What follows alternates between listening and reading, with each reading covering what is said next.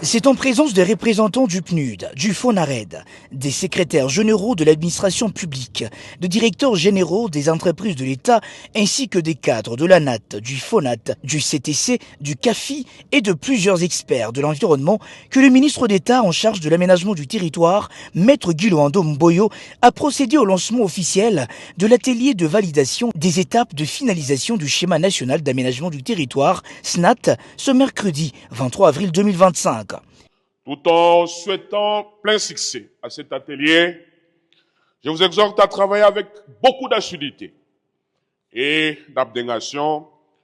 pour que vos interventions et suggestions pertinentes servent à parfaire le document sous examen.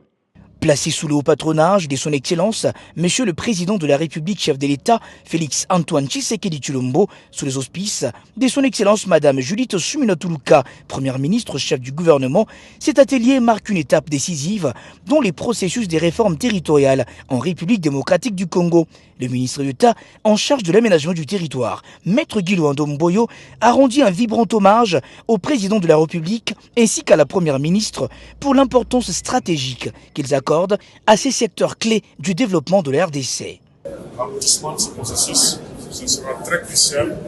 pour que nous puissions enfin avoir une meilleure vue sur l'ensemble de notre territoire. Comment nous pouvons l'exploiter, comment nous pouvons occuper, parce que les occupations actuellement, en termes d'activité ou en termes de construction, se font de manière anarchique. Chacun se propose là où il peut s'installer sans savoir l'orientation ou l'affectation de tel ou tel espace.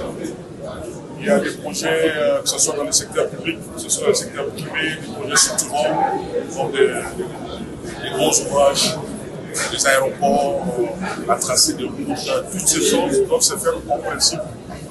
avec une planification en amont. Donc l'absence de cet outil a fait à ce que le gouvernement de la République, qui est conduit par Madame la Première ministre, chef du gouvernement, formant la vision de son Excellence le président de la République, Félix Antoine Tshilombo, que nous puissions, comme le dit le pilier numéro 3, aménager le territoire en vue d'une connectivité maximale, pour permettre à ce que nous puissions combler ce vide afin de permettre un développement durable de notre territoire national. Parmi les participants, les professeurs Kabamba Kabata a salué l'initiative et souligné la finalité attendue de cet atelier. À ce stade, aller au-delà préjugé,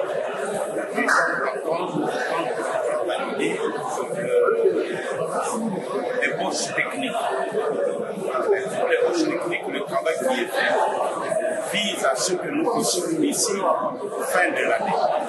décembre, nous allons avoir une définition